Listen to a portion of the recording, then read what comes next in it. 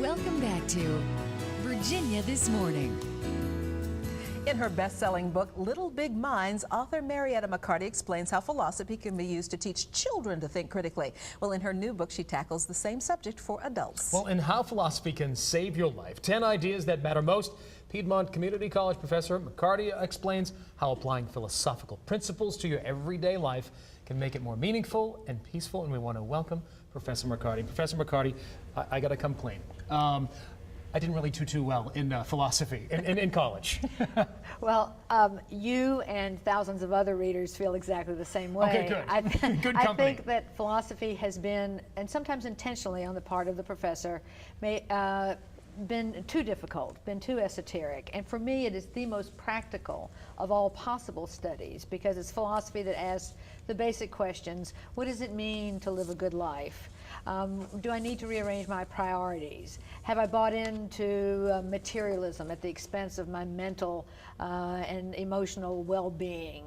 How can I contribute to a larger world of which I'm a part and to which I owe some dues? So I think that philosophy is really practical when we take a look at the meaning of ideas such as simplicity, such as serenity, that if we understood those ideas better and could grasp them, they would be very appealing, and we'd want to bring them into our lives. Well, you start your book with posing the question, what is the good life? Right. And I guess the answer is it's different for everybody. And I've designed the book, Cheryl, so that people can talk together about these ideas. In this tradition of Socrates, two heads, many heads are better than one. And so let's talk together about, what do you think good living entails? What do you think good living entails? And we begin to come up with some ingredients of this good life. And so I think that in my book I include music and poetry and documentaries and dramas, so that we can look at all these different genres that can help shed light on what I think, from my experience and the interest of my students of all ages over the years, are the things that interest them the most. So the ideas that they would most like to grasp and bring into their lives are these 10 that I've chosen. Well, we hear people are so busy these days, their date books are full.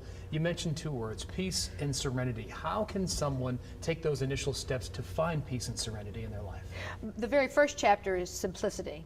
And that one comes first, because we can't even get to communication until we can simplify our lives. And so I think that I go back to the ancient philosopher Epicurus from Greece, who said we need to distinguish between the things we really need for good living and the things that we think we want and must have, that wind up trapping us, and we become possessions of our possessions. And so Epicurus recommends, what about the simple pleasures that we've neglected? What about the pleasures of conversation? I was thinking, watching your show, waiting to come on, one thing that your listeners must enjoy is feeling that they're part of the conversations that you have, and that you have together, and that you have with your guests, that you want to be a part of things and to talk about it. And so I think that to reprioritize and to realize, life is full of beauty.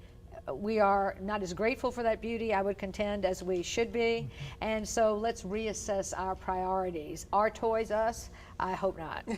And a lot of your book talks about not only finding the things within yourself, but there's also a lot of group dynamic that you talk about. Yes, because I think I have found that people feel quite isolated in terms of their difficulties or their way of looking at the world. And so that when you come together with other people and realize you have the same question I do, you had the same experience I've had, this is such a relief.